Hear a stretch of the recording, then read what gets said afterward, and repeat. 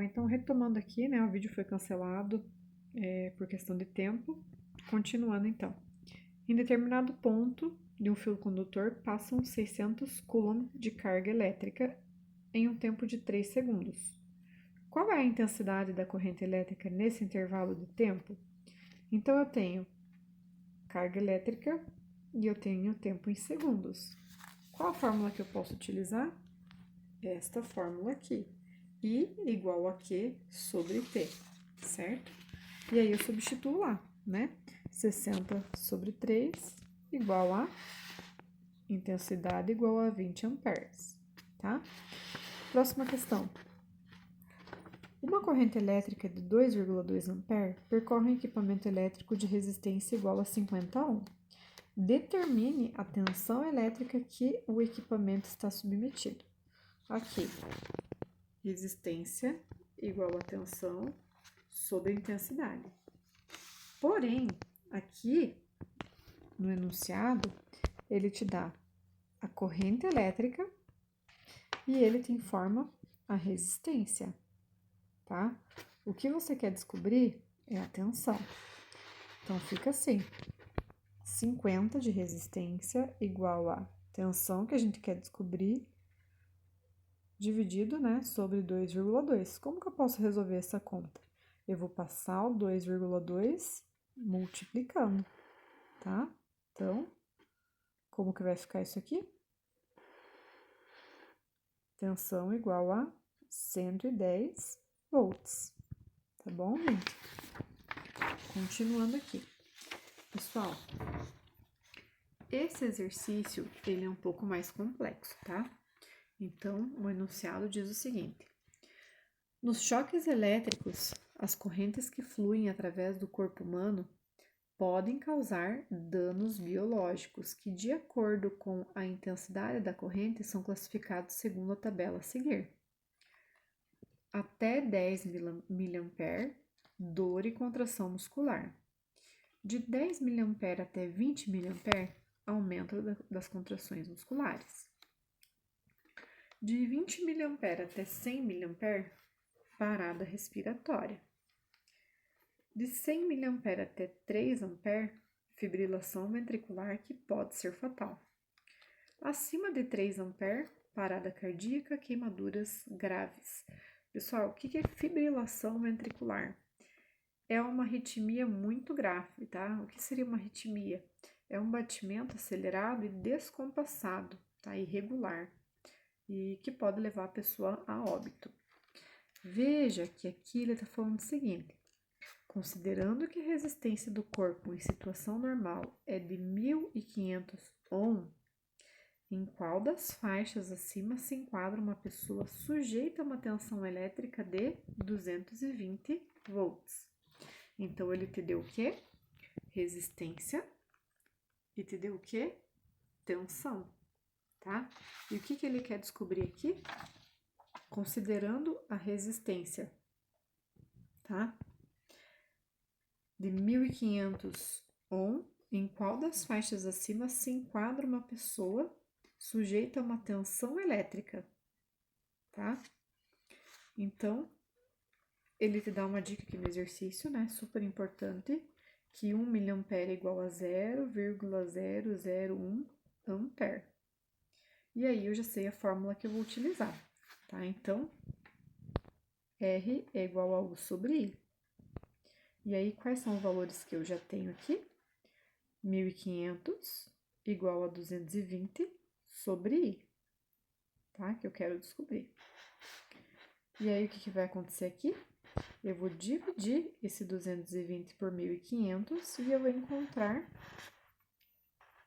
0,147 ampere. Porém, aqui, ele está te falando, tá? Que 0,001 ampere é igual a 1 miliampere. Eu tenho ampere aqui. Como que eu vou fazer para descobrir quanto de miliampere seria o valor, né, para essa questão aqui? Eu vou multiplicar por 1000. E aí, eu tenho intensidade igual a 147 miliampere. Então, eu já tenho o valor aqui. Agora eu vou ver aqui na tabelinha, tá? Seria 1, 2, 3, 4 ou 5. Esse valor que eu encontrei aqui se encaixa aqui, né? Se enquadra aqui. Então, de 100 mA até 3 A, fibrilação ventricular, que pode ser fatal. Tá? Então, essa pessoa aqui, ó, gente, ela pode morrer, tá bom? Em razão dessa tensão, tá? Em razão da intensidade, né? Então, olha só, continuando aqui. A resistência do material está relacionada com o efeito Joule, que ocorre quando uma corrente elétrica atravessa esse material. Para uma mesma corrente elétrica, quanto maior for a resistência, maior será a transformação de energia elétrica em calor. Sabendo disso, explique por que os fios mais grossos são utilizados para evitar maiores riscos de derretimento ou incêndio na fiação. Tá, pessoal? Então, assim, fios mais grossos e mais espessos apresentam menor resistência. Logo, neles a conversão da energia elétrica em calor é menor e eles esquentam menos, minimizando o risco de derretimento de incêndio. Isso aqui, gente, vocês viram aqui, ó, só voltando, onde fala sobre os fios, tá? Então, quanto mais espesso, menor a resistência, tá bom? Agora eu vou lá para o livro de atividades. Tem algumas questões para corrigir também, tá? Aqui, gente, eu não vou nem tampar, tá? Quero que vocês acompanhem comigo. E aí é para marcar as alternativas corretas, tá? São componentes básicos de um circuito elétrico: condutores, resistores e fontes de tensão. Correta. São exemplos de fontes de tensão: pilhas, baterias, tomadas energizadas. Correta também.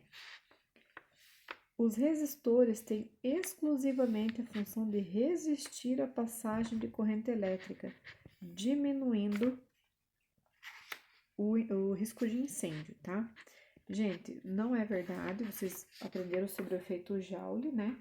Então, os resistores não têm exclusivamente essa função de resistir à passagem de corrente elétrica, também tem a função de induzir ali energia térmica, tá? Então, aquecedores, chuveiros, enfim. Essa aqui está errada.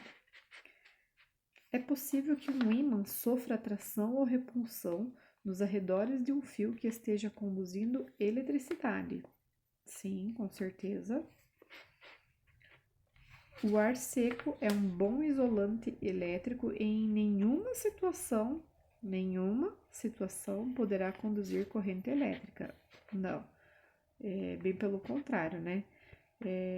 Então, em determinados casos, tá? Isso pode acontecer.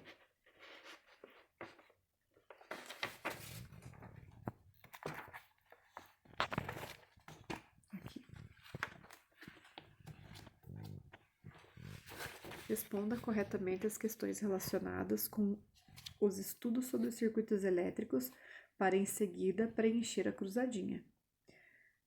Qual é o nome da carga elétrica que na maioria dos casos constitui uma corrente elétrica? Elétron. Lembra lá do próton, elétron, nêutron, tá? Então, elétron. Qual é o nome do efeito que transforma energia elétrica em energia térmica em um resistor? Efeito Joule. Qual é o termo físico utilizado para nomear o movimento ordenado das cargas elétricas? Corrente elétrica. Qual é o nome da grandeza física responsável por ordenar o movimento de cargas elétricas em um condutor? Tensão, tá? Em volts, tá, gente? Que componente elétrico dificulta a passagem da corrente elétrica em um circuito elétrico? Resistor, tá? Então, depois vocês preenchem aqui. Isso aqui, na verdade, vocês já fizeram, né? Aqui é só correção mesmo, por isso que eu tô passando rapidinho, gente. Alguns, inclusive, já corrigiram, porque foram, né? Estavam presentes aí nas últimas aulas. Então, esse aqui é só para aqueles que não conseguiram ir, tá, gente? Para que vocês tenham o materialzinho de vocês completos e qualquer dúvida, vocês, de repente, me chamem para que eu possa estar ajudando, tá? Marque V para sentenças verdadeiras e F para sentenças falsas. Depois, reescreva as sentenças falsas corrigindo seus possíveis erros, tá? Então, um condutor elétrico é um dispositivo que facilita a passagem de corrente elétrica. Verdadeiro. Um isolante elétrico é um dispositivo em que não há a passagem de corrente elétrica, pois não apresenta elétrons. Falso. Por que é falso? Porque dificulta, tá? Não significa que não passa nada, tá? Ele apresenta poucos elétrons livres. Em um circuito elétrico, uma fonte de tensão é a principal responsável pela existência de uma corrente elétrica. Sim, com certeza, para que haja o movimento desses elétrons, né? O efeito luminoso da corrente elétrica é o efeito pelo qual determinada intensidade luminosa se transforma em corrente elétrica, tá? Falsa. O efeito luminoso da corrente elétrica é o efeito cuja passagem de corrente elétrica por determinado material provoca a emissão de luz, tá? O efeito magnético da corrente elétrica pode ser encontrado em fechaduras magnéticas. Verdadeiro, tá? Então, ficou a sequência correta. Ficou verdadeiro, falso, verdadeiro, falso, verdadeiro. Eu vou passar mais rapidinho essas, tá, pessoal? E aí, as de pontinha ali, eu explico e revejo as fórmulas com vocês. E daí, qualquer coisa, vocês me chamem e perguntam, tá? Aqui eu não vou nem tentar, tá? Preencha na tabela indicando se o material é condutor ou isolante térmico. Então, borracha, né? Isolante térmico. Cobre, condutor. Isolante elétrico. Cobre, condutor elétrico. Vidro, isolante elétrico. Tá? E metal aqui, condutor elétrico.